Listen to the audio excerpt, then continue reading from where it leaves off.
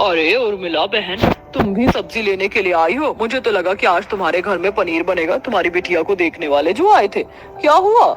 लड़कों वालों को हमारी प्रणाली पसंद तो आई ना? अरे मैं भी क्या पूछ रही हूँ, जरूर पसंद आई होगी। तो बताओ कब की शादी की तारीख तय हुई है? पल्लवी बहन, मैंने इस रिश्ते के लिए मना कर दिया। लेकिन क्यों उर्मिला बहन? लड़का तो सरकारी नौकरी वाला था ना, कोई खोट वोट तो नहीं था उसमें। ऐसा नहीं है, उस लड़के का घर हमारे गांव से 7-8 घंटे की दूरी पर है। मैं अपनी बेटी को इतनी दूर कैसे भेज दूं? मेरा दिल नहीं मानता। भगवान ने ले देकर एक ही तो बेटी दी है, उसे कैसे मैं इतनी दूर भेज सकती हूँ? अच्छा तो ये बात है। वैसे एक बात कहूँ, मेरे पास एक ऐसा रिश्ता है, शादी के बाद आपकी बेटी आपकी नजरों के सामने रहेगी और काफी खुश भी होगी अपने ससुराल में। पल्लवी बहन, तो कहाँ है ऐसा रिश्ता? अब तक छुपा के क्यों रखा था? मुझे जल्दी बताओ। मैं अपने बेटे प्रणव की बात कर रही हूँ। तुम तो जानती हो कि मेरा बेटा कितना सीधा साधा है। हाल फिलहाल में ही शहर में उसकी काफी अच्छी नौकरी लगी है। प्रणाली प्रणव तो बचपन से एक दूसरे के साथ खेलते आए हैं। अगर प्रणाली मेरे घर की बहू बन गई तो तुम्हारी नजरों के सामने रहेगी और मैं उसे अपनी बेटी की तरह रखूंगी। पल्लवी बहन, मेरे दिल में तो कब से यही बात थी, लेकिन कहने से हमेशा डरती थी। अब तो आप बस जल्दी से कल अपने बेटे और भाई साहब को लेकर घर आ जाइए। कल ही शगुन देकर रिश्ता पक्का कर देते हैं। उर्मिला घर आकर सारी बात अपने पति और बेटी को बताती है। अगले दिन पल्लवी अपने पति और बेटे के साथ शगुन का सामान लेकर रिश्ता पक्का करने के लिए प्रणाली के घर पहुंचते हैं कि तभी वहां पंडित जी अपने साथ कुछ लोगों को लेकर आते हैं। पंडित जी, आप यहाँ, और ये आपके साथ लोग कौन है? अरे बहन जी, आपने तो कहा था कि आपकी बेटी के लिए एक अच्छा रिश्ता ढूंढ कर लाना है। वही मैं तो दुबई से रिश्ता ढूंढ कर लाया हूँ। इनसे मिलिए, ये मनीषा जी और इनके पति मोहित जी हैं, और ये उनका इकलौता बेटा जय। शादी के बाद आपकी बेटी तो दुबई में रानी बनकर रहेगी। क्या कहा आपने? ये लोग दुबई में है? मेरी बेटी का दुबई से रिश्ता आया है। संतोष इतना बोल ही रहा होता है कि तभी प्रणाली के मामा राजेश कुछ लोगों के साथ वहां आते हैं। राजेश मामा जी, आप यहाँ? अरे कैसी है मेरी गुड़िया रानी? ये देख बहन, अपनी प्रणाली के लिए कितना बढ़िया रिश्ता लेकर आया हूँ। ये एकता जी और इनके पति सुनील जी हैं, और इनका ये बेटा लकी। पता है, ये लोग लंदन से आए हैं। तुम्हारी बेटी की किस्मत अच्छी है कि लंदन से इसके लिए रिश्ता आया है। ये क्या हो रहा है पंडित जी? मेरी बेटी के लिए दुबई से रिश्ता लेकर आए, और भैया आप लंदन से? अरे क्या कहा तुमने? दुबई से? अरे लंदन वाले रिश्ते के सामने तो दुबई वाला रिश्ता कुछ भी नहीं है। भाई साहब, ऐसे कैसे बोल रहे हो? कभी दुबई की शक्ल भी देखी है? आए बड़े। अरे अरे बस करिए आप लोग, पहले इन लोगों को बैठने तो दीजिए। प्रणव के माता पिता एक जगह खड़े हो जाते हैं। वहीं दूसरी तरफ लंदन और दुबई से आए लोग आराम से बैठ जाते हैं। दिखने में प्रणाली काफी ज्यादा सुंदर और सुशील लड़की थी, जिसके चलते लंदन और दुबई दोनों ही रिश्ते वाले प्रणाली को अपने अपने घर की बहू बनाना चाहते थे। अरे बहन जी, आप अपनी बेटी हमें आंख बंद करके सौंप दीजिए। आपकी बेटी को हम, वैसे आपकी बेटी हमारे घर की रानी। ये तो सिर्फ कहने की बात होती है। अरे बहन जी, लंदन कहाँ इतनी दूर, और दुबई का इंडिया से सिर्फ 4 घंटे की दूरी पर है।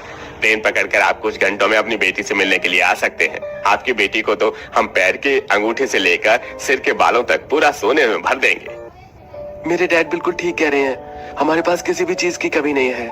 बंगला है, ढेर सारी लग्जरी गाड़ी है। पता है, मेरे लिए तो आए दिन कितने बड़े बड़े घरों से रिश्ते आते हैं, लेकिन मुझे तो सिर्फ एक इंडियन लड़की से ही शादी करनी है। अरे इतने बड़े घर से रिश्ते आते हैं तो यहाँ क्या कर रहे हो? जाओ अपने दुबई में। और वैसे भी तुम दुबई वालों के पास काम ही क्या है? 24 घंटे तो बस वल्ला हबीबी करते रहते हो। प्रणाली, ट्रस्ट मी, मैं तुम्हें बहुत खुश रखूंगा।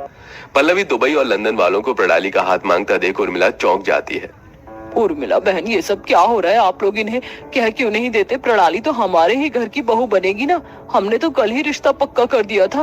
अरे पल्लवी बहन, जरा खुद को मेरी जगह रखकर देखो। अगर तुम्हारी बेटी के लिए दुबई और लंदन से रिश्ता आता तो तुम क्या अपनी बेटी का रिश्ता गाँव में ही करती? मुझे माफ कर देना बहन, लेकिन अब मैं अपनी बेटी की शादी इस गाँव में नहीं कर सकती। मैं तो बहुत खुश हूँ कि मेरी बेटी के लिए लंदन और दुबई से रिश्ता आया है, लेकिन हम लोग अभी ये फैसला नहीं कर पा रहे हैं कि किसके हाथ में अपनी बेटी का हाथ दें। ये फैसला तो अब हमारी प्रणाली ही कर सकती है। मैं इतनी जल्दी कोई फैसला नहीं करना चाहती। कम से कम मुझे 1 हफ्ते का वक्त दिया जाए। 1 हफ्ते बाद मैं आपको बता दूंगी कि मुझे किससे शादी करनी है, किससे नहीं। प्रणाली की बात सुन दुबई और लंदन से आए रिश्ते वाले गांव में ही एक कॉटेज लेकर रहने लगते हैं। तो वहीं पल्लवी का दिल टूटता है और अपने बेटे को लेकर वापस अपने घर चली जाती है।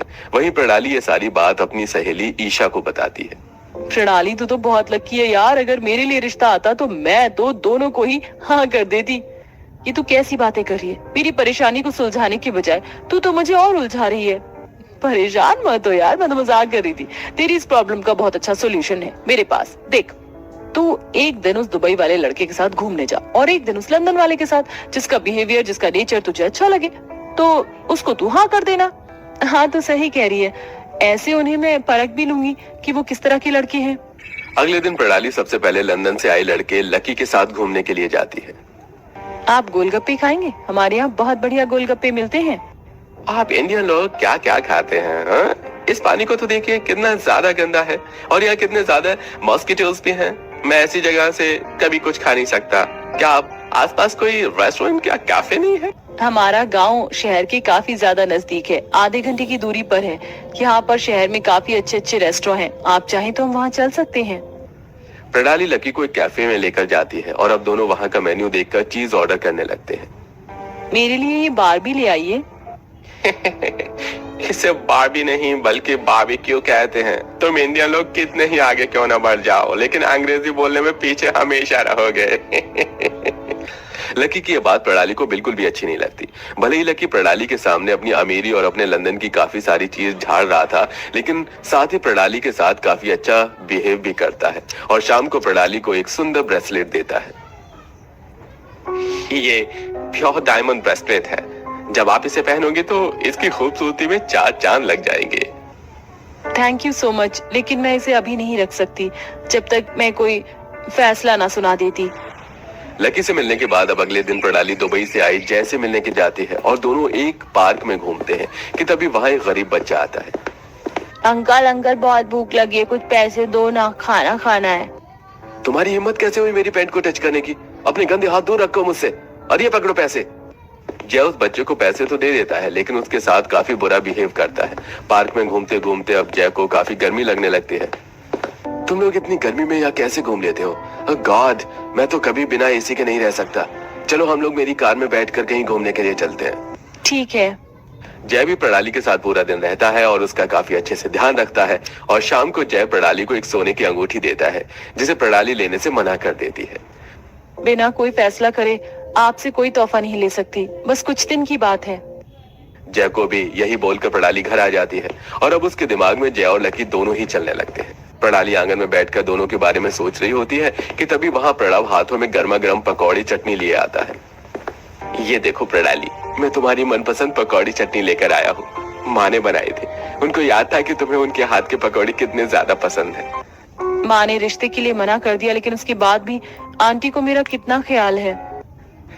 ऐसे उदास नहीं होते हैं। और वैसे भी जोड़ी तो ऊपर वाला बनाकर भेजता है ना। वैसे तुम्हें कल अपने कॉलेज के काम शहर जाना था ना, मेरे साथ चलना, मैं तुम्हें ले चलूंगा। तुम्हें याद था? मुझे तो लगा कि तुम भूल गए।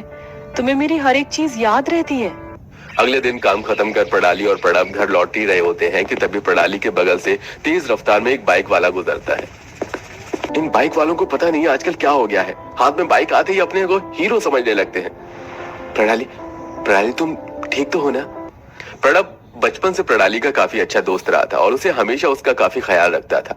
ऐसे ही 4 दिन गुजर जाते हैं और आज प्रणाली के घर प्रणव, पंडित जी, उसके मामा और दोनों दुबई और लंदन वाले रिश्ते आते हैं। तो प्रणाली बेटा, क्या सोचा है तुमने लंदन वालों को हाँ बोलना है या दुबई वालों को? जय, लकी, आप दोनों ही काफी अच्छे हैं। आप दोनों ने मेरा काफी अच्छे से ध्यान रखा, मेरी केयर की और मुझे कीमती तोहफे देने की भी कोशिश की। मैं आप दोनों में से किसी के साथ भी शादी करूं, मैं काफी खुश रहूंगी, लेकिन मैं आप दोनों से शादी नहीं कर सकती क्योंकि मुझे ऐसी जिंदगी नहीं जीनी जिसमें पैसा ही सब कुछ हो। मैं दुबई जाकर वहाँ का बुर्ज खलीफा और लंदन जाकर बिग बैन देखने में जरा भी इंटरेस्टेड नहीं हूँ। मुझे एक सिंपल लाइफ जीनी है, इसलिए मैं आप दोनों से शादी नहीं कर सकती। तुम्हें दोनों से शादी नहीं करनी है तो किससे करनी है? बोलो, तुम इतना अच्छा रिश्ता कैसे ठुकरा सकती हो? मुझे प्रणव से शादी करनी है। मैं जानती हूँ प्रणव मुझे बचपन से प्यार करता आ रहा है। माँ के मना करने के बावजूद भी प्रणव और उसका परिवार का रवैया हमारे लिए बिल्कुल नहीं बदला। इन दोनों से शादी करने के बाद मुझे ढेर सारा सोना, चांदी, हीरे, पैसे मिलेंगे, लेकिन जो प्यार मुझे प्रणव करता है वो प्यार इन दोनों में से कोई नहीं दे पाएगा। प्रणव, क्या तुम मुझसे शादी करना चाहते हो? प्रणाली, तुम ये क्या कह रही हो? मैं तो बचपन से तुमसे शादी करना चाहता था। प्रणाली, मैं तुमसे बहुत प्यार करता हूँ। हाँ, मेरे पास इन दोनों की तरह ढेर सारा सोना चांदी हीरा पैसा नहीं होगा, लेकिन मैं तुम्हें इस दुनिया की हर खुशी देने की पूरी कोशिश करूंगा। प्रणाली का जवाब सुन दुबई और लंदन वाले वहां से चले जाते हैं। वहीं राजेश और पंडित भी उनके साथ ही निकल जाते हैं। प्रणाली के माता पिता को प्रणाली के इस फैसले की काफी कदर होती है और अब वो भी इस रिश्ते के लिए हाँ कर देते हैं। कुछ ही महीनों में प्रणाली और प्रणव की काफी धूमधाम से शादी होती है और आज प्रणाली प्रणव के साथ हंसी खुशी सिंपल सी एक जिंदगी अच्छी वाली जीती है। हे भगवान, सिंचाई कर करके तो अब मेरी कमर दुखी जा रही है, लेकिन चलो अच्छा है जो मेरे खेत की सब्जियां अच्छी हो रही हैं। राम जी आ गए?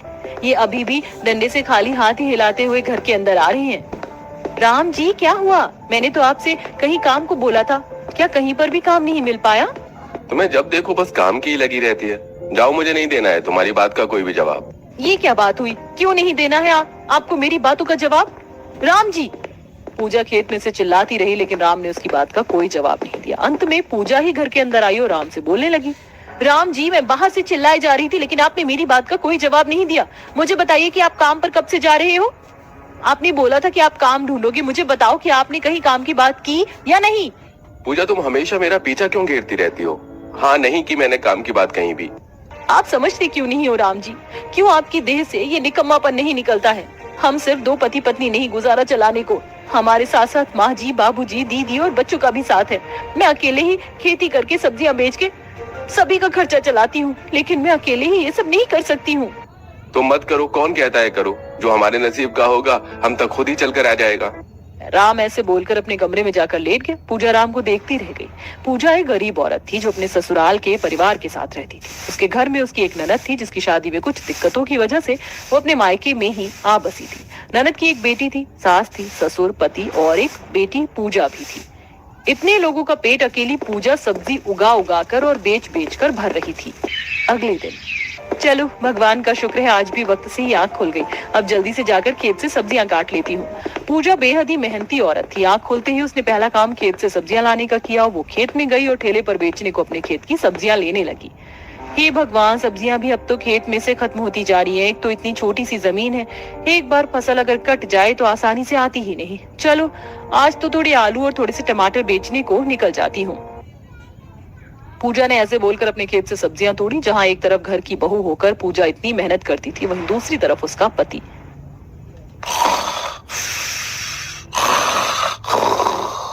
राम और घर के सभी सदस्य घोड़े बेचकर सो रहे थे। ऐसे में अकेले ही पूजा ने फसल काट ली और लगभग 6:30 बजे के करीब वो उसे बेचने को निकल गई। पूजा रेडी पर सब्जी बेचती थी। आलू ले लो, टमाटर, मिर्ची, बैंगन ले लो, हरी धनिया भी है। पूजा ऐसे ही सब्जी बेचने लगी। उसकी आवाज सुनकर मोहल्ले की औरतें उसके पास आने लगी। अरे पूजा बहन, आज क्या क्या सब्जी लेकर आई हो? बहना, आलू और बैंगन है, ले जाओ।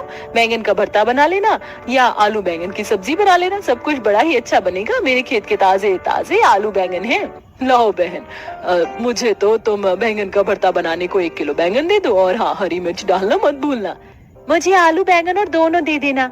सभी औरतों ने ऐसे ही पूजा से सब्जी खरीदी। पूजा घर घर गली मोहल्लों में घूमी और सुबह 6 बजे की निकली हुई पूजा 10 बजे जाकर अपने घर में घुसी। मैं घर आ गई।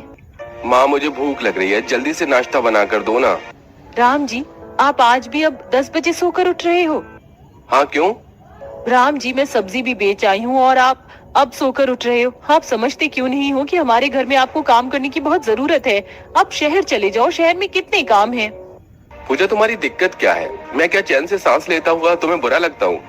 राम, बहू ने क्या गलत बोल दिया जो तू उस पर ऐसे चढ़ता हुआ आ रहा है? बोल, ठीक ही तो कह रही है बहू। तू शहर जाकर कोई काम करने लग। हाँ राम, वैसे भी अब तू कोई छोटा सा बच्चा नहीं रहा जो तू नल्ला घूमे। अब तेरा परिवार है, तेरे ऊपर इन सभी की जिम्मेदारी है। तू मेरी बात को समझ तो रहा है ना? पूजा भाभी सही बोल रही है, तू शहर जाकर कोई काम कर ले, शहर में बहुत काम है। सभी को अपने ऊपर चढ़ता हुआ सुन राम मजबूर हो गया और वो बोला, अरे अब बस भी कीजिए आप लोग। ठीक है, मैं समझ गया। इस घर में अगर सभी को किसी से सबसे ज्यादा दिक्कत है तो वो मैं हूँ। ठीक है, मैं शहर चला जाऊंगा, आज ही चला जाऊंगा। इसके बाद तो आप सबको मुझसे कोई दिक्कत नहीं रहेगी ना? राम ने जैसा बोला था वैसा ही किया। वो उसी दिन अपने गांव से शहर आने को निकल गया। चलो अच्छा है, कम से कम राम जी काम पर तो गए। सच में भाभी ये राम बड़ा निकम्मा है। अच्छा ही है जो चला गया, अब कम से कम उसमें थोड़ी जिम्मेदारी तो आ जाएगी। पूजा और प्रिया दोनों ऐसे ही खुश होने लगी, लेकिन पूजा ये नहीं जानती थी कि उसने अपने ही हाथों किस बला को दावत दी थी। शहर जाने के बाद राम काम ढूंढने लगा कि तभी उसे एक छोटी सी कंपनी के बारे में पता चला जिसको उसकी साली चलाती थी। ये कंपनी तो राशा की है। अरे वाह, चलो यही काम मांग लेता हूँ। अगर मौके पे चौका लग गया तो नौकरी भी मेरी और साली भी मेरी। राम के मन में चोर था, इसी इरादे से वो अपनी साली की कंपनी में नौकरी मांगने गया, जहां आसानी से उसे जॉब मिल गई। कुछ दिन काम करने के बाद राम ने राशा को फंसाना शुरू कर दिया। अरे साली साहिबा, बुरा ना माने तो क्या आज हम दोनों साथ में मूवी देखने चलें? ओह माफ करना, साली नहीं बॉस। आप मुझे साली भी कह सकते हो जीजू। अच्छा वैसे क्या बोल रहे थे? मूवी? चलिए देखते हैं कोई अच्छी सी ही मूवी। राम ऐसे ही धीरे धीरे कभी मूवी तो कभी डिनर के बहाने राशा को फंसाने की कोशिश कर रहा था, और ऐसे ही चलते चलते वो वक्त भी आ गया जब राम ने राशा को पूरी तरह से अपनी बातों में ले लिया और उससे शादी कर ली। और इस सब के बारे में पूजा को खबर तक नहीं थी। अब राम को शादी किए हुए 1 महीना हो चुका था। पूजा आज सब्जी बेचने को आई हुई थी कि तभी, अरे ये लड़की तो मुझे देखने से राशा लग रही है, लेकिन राशा इतनी सजी धजी क्यों है? ये क्या, राशा के साथ में राम जी हैं? पूजा को दूर राशा और राम दिखाई दिए जो धीरे धीरे उसके पास भी आ गए। पूजा ये देखकर चौंक गई कि उसकी बहन की मांग में उसके पति के नाम का सिंदूर था और अब वो दोनों बहनों से सौतन बन चुकी थी। राम जी, ये सब क्या?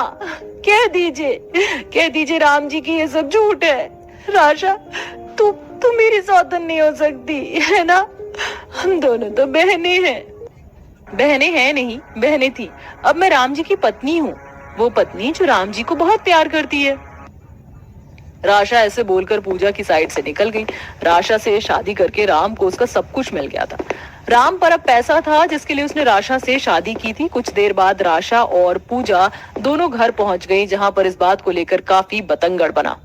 मुझे तुझसे ये उम्मीद नहीं थी राम, नकारा औलाद। तुझे शहर इसलिए नहीं भेजा था कि तू वहां जाकर ये काम करे, तुझे कमाने के लिए भेजा गया था, लेकिन तूने मेरी नाक कटा दी। अब कान खोलकर सुन ले, मेरी बहू सिर्फ और सिर्फ मेरी पूजा है। इस राशा वाशा को मैं अपनी बहू नहीं मानती। ये इस घर में तो रहेगी, लेकिन इसे मेरी बहू बनाने की उम्मीद मत रखना। राम चिकना खड़ा था, किसी के कुछ भी बोलने पर उस पर असर नहीं हुआ। वहीं दूसरी तरफ राशा भी अपनी बहन के बारे में सोचे बिना उसी छत के नीचे पूजा के साथ रहने लगी। राशा डियर, चलो हम दोनों साथ में कैंडल लाइट डिनर पर चलते हैं, तुम्हें अच्छा लगेगा। राम पूजा के सामने राशा को कभी डिनर पर लेकर जाता तो कभी उसे मूवी दिखाने, जो सब पूजा को बहुत ज्यादा फील होता था। ऐसे ही सिलसिला जारी था, लेकिन अब राम के निकम्मेपन से तंग आकर राशा भी उससे शिकायत करने लगी थी। राम, मैंने आपको कितनी बार कहा है कि कंपनी में जाकर काम देख लिया कीजिए, हमारी रैंक दिन पर दिन गिरने पर ही है। अब तो आप जानते ही हो कि मैं आपकी पत्नी बन चुकी हूँ, तो अब ये सब काम मैं नहीं करूंगी, आपको ही ये सारे काम देखने होंगे। अरे हाँ राशा। क्या राशा? देखो राम, मैं करियर को लेकर बहुत सीरियस हूँ, तुम इतने निकम्मे। क्या है, क्यों दोनों बहनें मुझे हर वक्त निकम्मा निकम्मा बोलती रहती हो? हाँ हूँ मैं ऐसा ही, और यही मेरा नेचर है, अंडरस्टूड? अगर ऐसा है तो फिर उस निकम्मे इंसान के साथ मैं नहीं रह सकती हूँ। मैं कोई भी डिसीजन लेने में ज्यादा वक्त नहीं लगाती हूँ। ठीक है राम, मैं तुम्हें छोड़ती हूँ। राशा की बात सुनकर राम को बड़ा झटका लगा। राशा ने 1 ही मिनट में राम को उसकी काम